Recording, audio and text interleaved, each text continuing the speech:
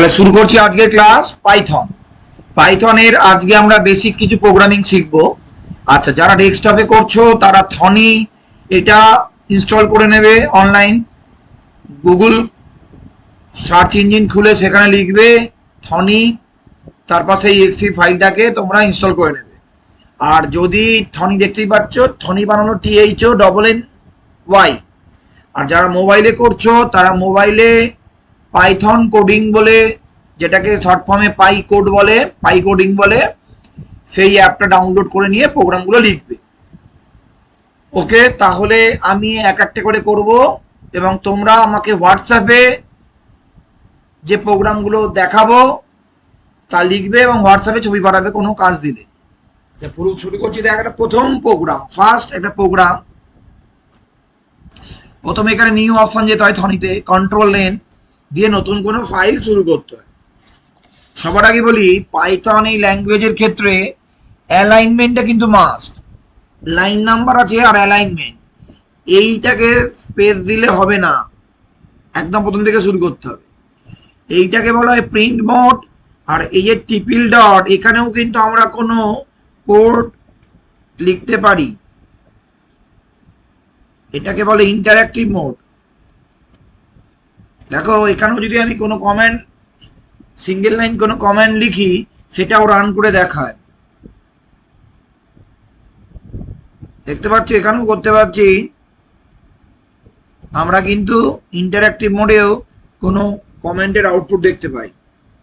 এটা হলো ইন্টারঅ্যাক্টিভ বা সেল মোড। আর এটা হলো কোনো প্রোগ্রামিং এর মারফত যেটা করব, সেটাকে রান করে দেখবো, সেটাকে বলে প্রিন্ট মোড।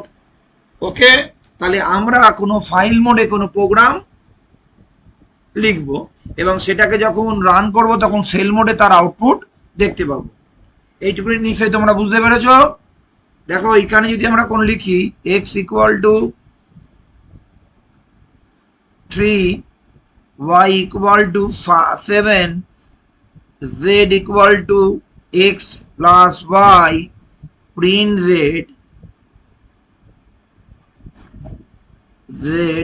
এবার এখান থেকে কিন্তু দেখো আউটপুট সেল মোডে কিছু দেখাবে না। যতক্ষণ আমরা এখান থেকে রান করব তখনই কিন্তু এই আউটপুটটা আমরা এই সেল মোডে এর আউটপুটটা দেখতে পাবো। কোন কমেন্টের অনলি প্রিন্ট কমেন্টগুলোর আউটপুট ও এখানে শো করবে। বুঝতে পারলি? আচ্ছা, এইবার আমরা আজকে প্রথম ভেরিয়েবল গুলো কি কি টাইপের ভেরিয়েবল আমরা দেখে নিয়ে যাবো, একবার একটু দেখে নেবো। প্রথমে দেখবো বিভিন্ন টাইপের ভেরিয়েবল গুলো। তাহলে x3, এইটা হলো ধর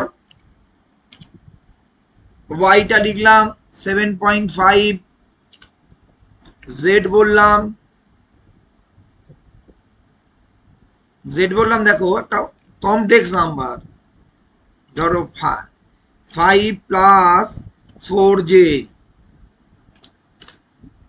যদি এইগুলো আমরা প্রিন্ট করি, প্রিভিউটাকে প্রিন্ট টাইপ অফ এক্স, একই রকম ভাবে আমরা যদি পরের ভেরিয়েবলের টাইপটা প্রিন্ট করি, তাহলে টাইপ অফ ওয়াই, একই রকম ভাবে জেড, এটা যদি ভেরিয়েবলের প্রিন্ট করি, তাহলে তার আউটপুটটা, যেটা যদি আমরা প্রিন্ট করতে না চাই, তাহলে এটাকে রিমার্কস করার জন্য একটা সাইন ইউজ করা হয়, হ্যাশ সাইন। দেখো, এটা ডিঅ্যাক্টিভ হয়ে গেল, মানে এই কমেন্টটার কোনো এক্সিকিউট হবে না। এই কমেন্টটা যে এই তিনটে জিনিস দেখায়, রান করলে আমরা দেখতে পাবো সেল মোডে তার আউটপুটটা। প্রথম এক্সটার টাইপ হলো ইন্ট, ওয়াইটার ফ্লোট এবং জেড এর টাইপ হলো কমপ্লেক্স।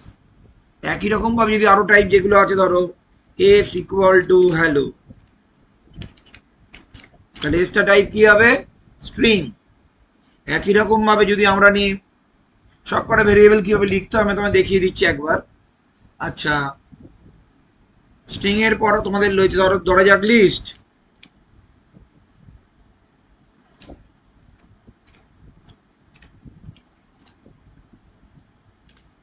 আচ্ছা, এরপর দেখা গেল ধরো টাপল।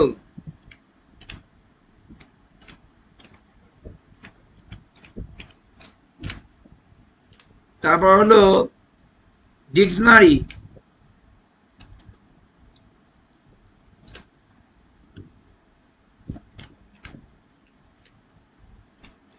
দেখতে পাচ্ছ কোলন দিয়ে দিয়ে লিখতে হয়। আচ্ছা, ভ্যালুটাও ইনভার্ট কমে থাকবে।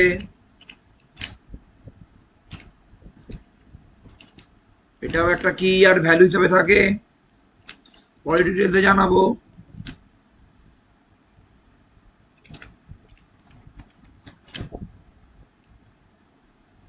এইগুলো হলো আলাদা। এবার এদের যদি টাইপ গুলো আমরা দেখতে চাই, দেখতে পাবো এখানে হবে এস, তাহলে এটা হবে স্ট্রিং।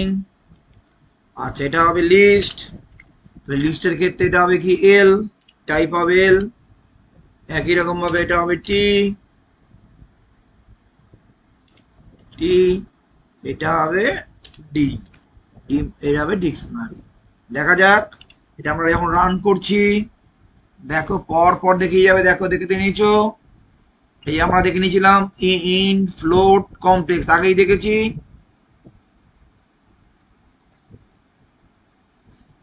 এখন দেখতে পাচ্ছি স্ট্রিং, এসটা স্ট্রিং, এলটা লিস্ট, টিটা টাপল, আর ডিটা ডিকশনারি। এই টাইপের ভেরিয়েবল আরো কিছু ভেরিয়েবল আছে, তার মধ্যে আর একটা ভেরিয়েবল দেখাচ্ছি। ধরো ইকুয়াল টু, ধরে লিখলাম না, ওকে, যদি এন করি দেখো এটা নান টাইপ ভেরিয়েবল দেখাবে। এন যদি করি তাহলে এটাকে দেখাবে নান টাইপ অফ ভেরিয়েবল। বোঝা গেল? তাহলে মোটামুটি আমাদের যে যে ভেরিয়েবল গুলো আছে আমরা সেগুলোর টাইপ গুলো কিগুলো দেখতে হয় এবং কি কি ভেরিয়েবল হয় আমরা জানলাম। এবার আমরা জানবো ইমিউটেবল অ্যান্ড মিউটেবল। মিউটেবল কাকে বলে, ইমিউটেবল কাকে বলে আগে ধারণা থাকা উচিত। প্রথমে বলি মিউটেবল। মিউটেবল মানে যাদের ধরো এক্স ইকুয়াল টু 5 আছে, যদি এর মধ্যে নতুন ভ্যালু যোগ করি কোনো, তাহলে যদি আইডিটা কোনো ধরো একটা কোনো ভেরিয়েবলের অ্যাড্রেস, কোনো ভেরিয়েবলের মধ্যে কোনো ভ্যালু স্টোর হওয়া মানে কোনো একটা স্পেশাল অ্যাড্রেস স্টোর হয়। দেখ আগে সেটা দেখাই, এক্স ইকুয়াল টু 5 লিখলাম, যদি লিখি প্রিন্ট আইডি অফ এক্স, এর মানে কি, এর মানে হলো এক্স এর ভ্যালু 5 কিন্তু এক্স এর অ্যাড্রেস মানে যে অ্যাড্রেসে 5টা স্টোর হচ্ছে তার একটা অ্যাড্রেস আছে, তাহলে এই মেমোরির অ্যাড্রেসটা প্রিন্ট করছে আইডি কমান্ডটা। দেখো এটা আইডি দিয়েছে। এইবার যদি আমি x equal to x plus 7 যে কোনো একটা সংখ্যা যোগ করলাম, মানে এটাকে আপডেট করলাম, ভেরিয়েবলটাকে আপডেট করলাম, অন্য কোনো সংখ্যা যোগ বিয়োগ গুণ ভাগ এভরিথিং ভাবে বা এর উপর কোনো ক্যালকুলেশন করলাম, তাহলে দেখো আইডিটা কি হচ্ছে। তাহলে এখন আপডেটেড আইডিটা কি হচ্ছে দেখা যাক। দেখো আপডেটেড আইডিটা ডিফারেন্স হচ্ছে, ডিফারেন্ট আইডি।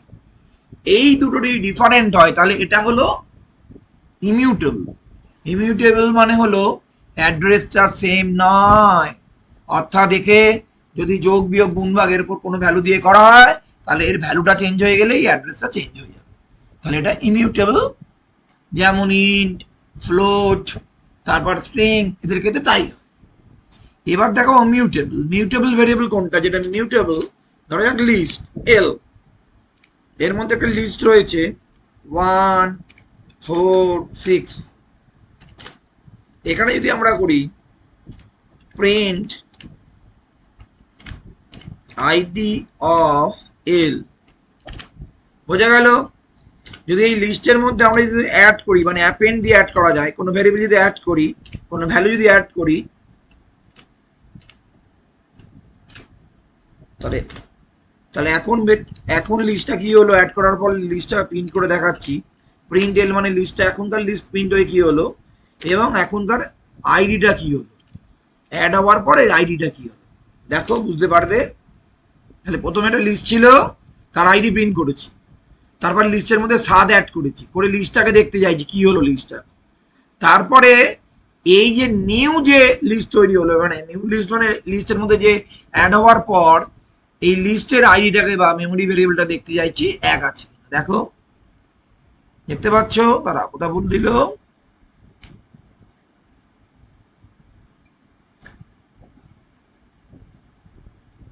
অ্যাপেন্ড, একবার দেখে নিচ্ছি দাঁড়াও, APPEND, বানানটা ভুল আছে। ওকে, দেখতে পাচ্ছ লিস্টটা প্রথমে ছিল 400 মানে 4400, দেখো তারপরে অ্যাড হয়ে নতুন হলো 2460 ছিল, সেখানে 7 অ্যাড হয়ে গেছে, অ্যাপেন্ড হয়েছে, কিন্তু ওটারও ভেরিয়েবল অ্যাড্রেস সেম আছে, এটারও যা ছিল এটার অ্যাড্রেস সেম আছে। তাহলে এইটা হলো লিস্ট, হলো মিউটেবল টাইপ। লিস্ট বা ডিকশনারি এগুলো হলো মিউটেবল। দেখা যাক ডিকশনারিটা নিয়ে যদি দেখি, ডিকশনারিটা যদি দেখি সেখানেও মিউটেবল হবে। এই ডিকশনারির একটা এক্সাম্পল দেখেছিলাম, এইটা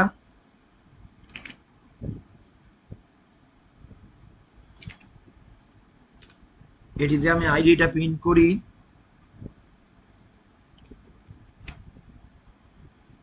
দেখো। আচ্ছা, তারপরে যদি আমি ডিকশনারির মধ্যে এটা অ্যাড করি, এটা ধরো আইডি,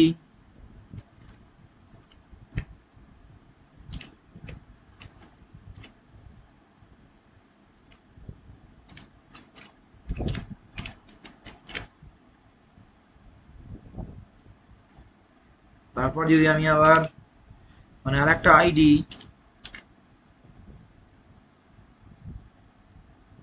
দেখো আগে যা ছিল অ্যাড করার পরও তাই আছে। এটা লিস্ট না, সরি, ডি হবে, ডিকশনারি ডি হবে, এটাও ডি হবে।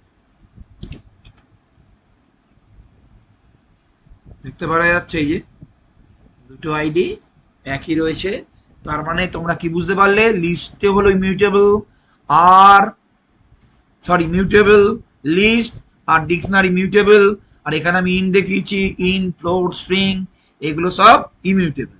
আচ্ছা, আর একটা ভেরিয়েবল বলতে ভুলে গেছিলাম, বুল, বুল বলে একটা ভেরিয়েবল হয়।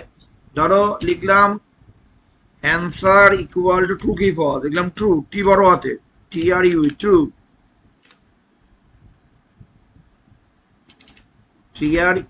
ট্রু। এর টাইপটা হয় বুল টাইপ, এটা একটা বুল টাইপের ভেরিয়েবল। এই ভেরিয়েবলটা তখন তোমাদের দেখাইনি।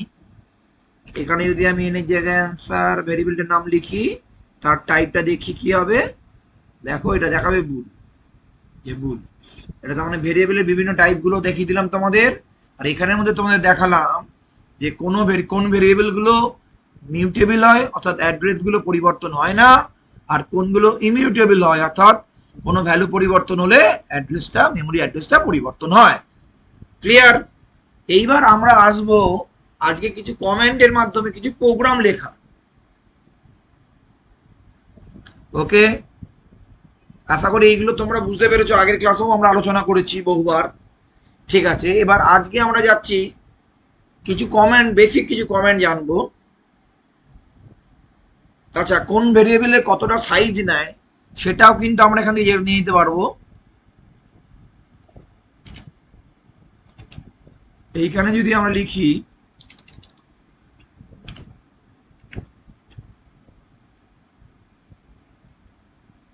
সাইজ অফ, বা ওটা কি আছে দেখি, দাঁড়া, ওই সাইজটা কি নেয়, এটা একটা ভেরিয়েবল, কোন ভেরিয়েবল মেমোরিতে কতটা সাইজ নেয়, তার সাইজটা কতটা হয় সেটাও আমরা এখান থেকে জানতে পারি।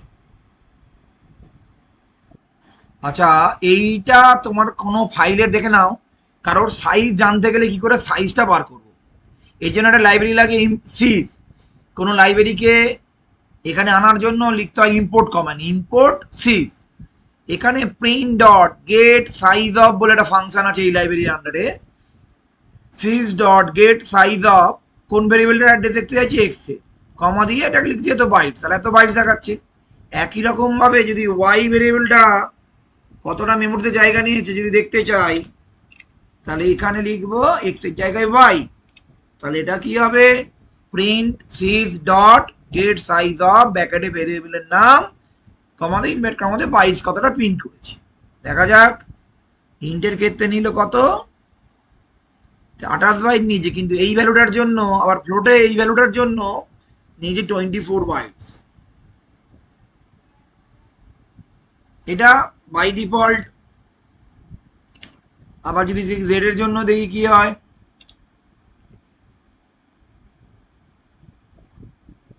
Thirty two bytes.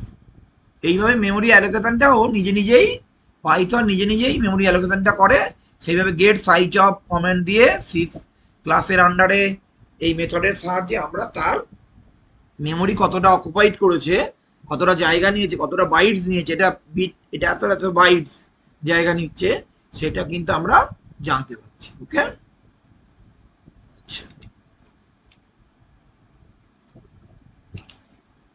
এইবার তাহলে আমরা এখনোর মধ্যে কি শিখলাম? আইডি শিখলাম, সাইজ শিখলাম, টাইপ শিখলাম, আর শিখলাম মিউটেবল ইমিউটেবল ভেরিয়েবল শিখলাম। এবার আমরা একটা প্রোগ্রামিং এ যাব, ইনপুট আর প্রিন্ট কমেন্ট আর কিছু ক্যালকুলেশন দিয়ে ফার্স্ট প্রোগ্রাম করব। প্রথমে একটা জিনিস দেখাই, ধরা যাক x equal to 2, y equal to 3, যদি লিখি z equal to x plus y, তাহলে যদি করি প্রিন্ট z, তাহলে কি দেখানো উচিত?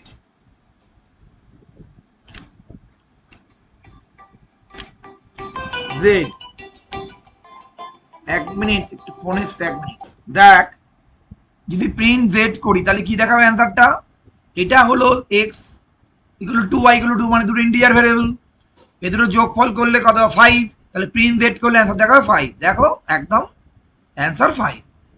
এইবার বলো তো, যদি আমরা করি একটা ভেরিয়েবল নিলাম a, তার মধ্যে ইনভার্ট করার মধ্যে রাখলাম 2, একটা ভেরিয়েবল নিলাম b, তাকে ইনভার্ট করার মধ্যে রাখলাম 5, এবার যদি নিলাম c equal to a plus b, তাহলে এটা কি প্রিন্ট করে? যদি প্রিন্ট c করি কি দেখাবে? প্রিন্ট c করি কি অ্যান্সার দেখাবে? এখানে কি 7 দেখাবে না অন্য কিছু দেখাবে? দেখো, প্রথমে একটা 5 দেখালো, পরেরটা দেখো 7 হলো না, যোগ করলো না, 7 হয়নি, 2 আর 5টাকে পাশাপাশি জুড়ে দিল।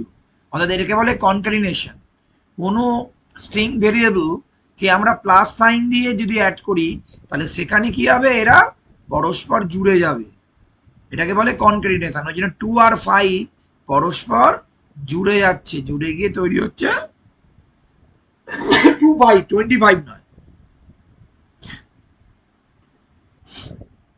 এবার যদি আমরা একটা প্রোগ্রাম করি, যদি নি এক্স, এবার আমরা এতক্ষণ ধরে ভ্যালু দিয়েছি, এবার কিবোর্ড থেকে কি করে কম্পিউটারে আমরা ভ্যালু দেবো সেটা দেখব।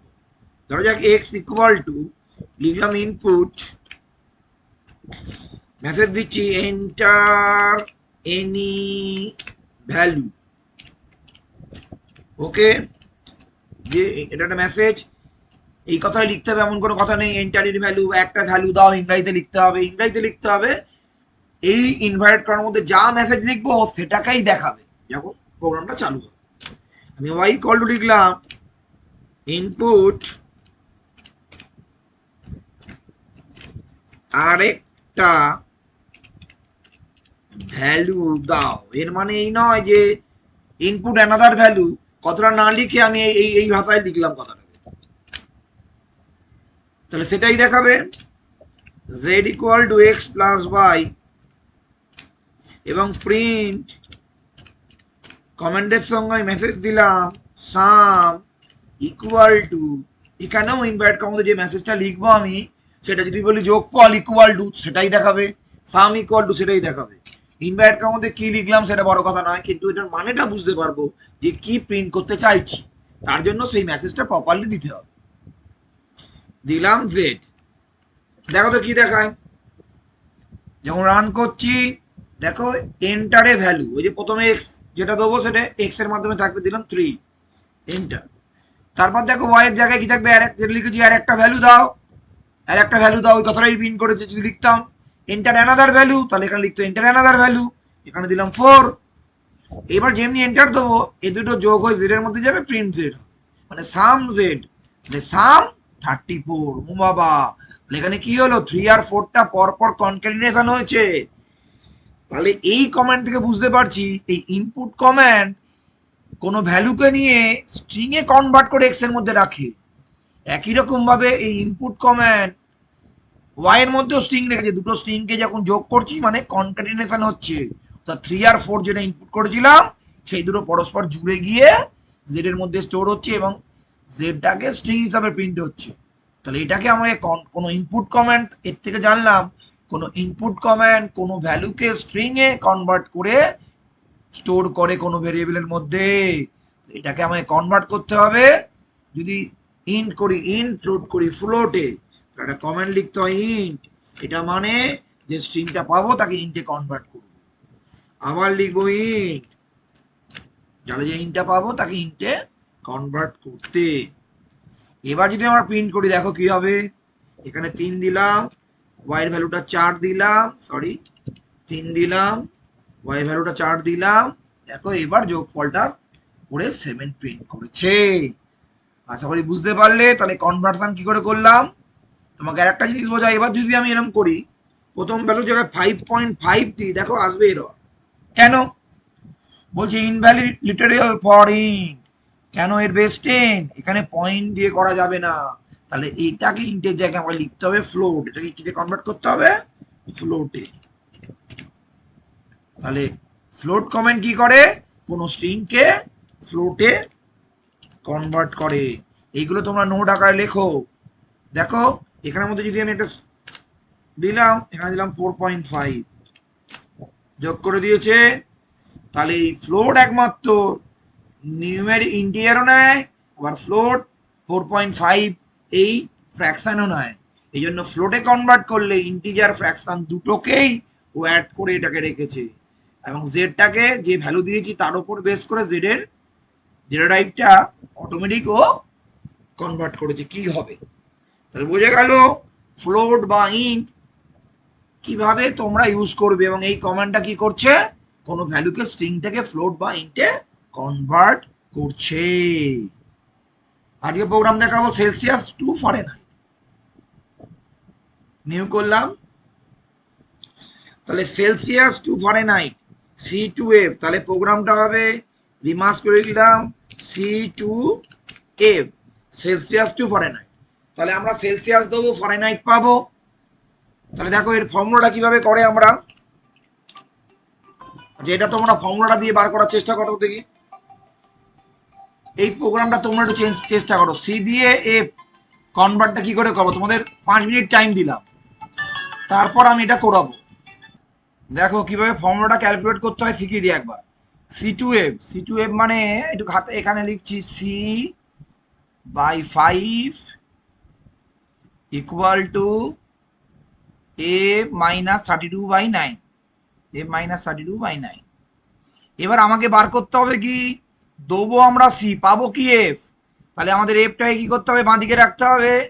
তাহলে F-32/9টা থাকবে লেফট হ্যান্ড সাইডে, ওকে, আর এদিকে থাকছে C/5, বোঝা গেল। এবার দেখো C/5 এটা রয়েছে এদিকে। এবার যদি এখানে F-9টা ওইদিকে, C-32 এদিকে, F-32 এদিকে রইলো, 9টা ওদিকে মাল্টিপ্লিকেশন হয়ে গেল। তাহলে 9 মাল্টিপ্লাই মানে স্টার ইন্টু C/5, ওকে। তাহলে এফ এদিকে, এদিকে এদিকে ওদিকে কি পাবো, তাহলে এদিকে এফ থাকলে ওদিকে -32টা ওদিকে গেলে প্লাস হয়ে যাবে। তাহলে 9 মাল্টিপ্লাই মানে স্টার, এখানে অ্যাস্টারিক C/5, ওদিকে গেলে প্লাস 32, বোঝা গেল। তাহলে এটাই আমাদের লিখতে হবে, এটাই আমাদের লিখতে হবে। তাহলে এই এই ইকুয়েশনটা আমরা কি করব, খাতায় লিখবো, সি ইনপুট দেবো আর এ প্রিন্ট করব। দেখা যাক, দেখে নিয়েছো। এবার দেখো এখানে লিখবো সি ইকুয়াল টু, আচ্ছা ফ্লোট করবো কেন, যদি পয়েন্টে দিই float input enter celsius temperature, temp লিখলাম সঠিক, ওকে।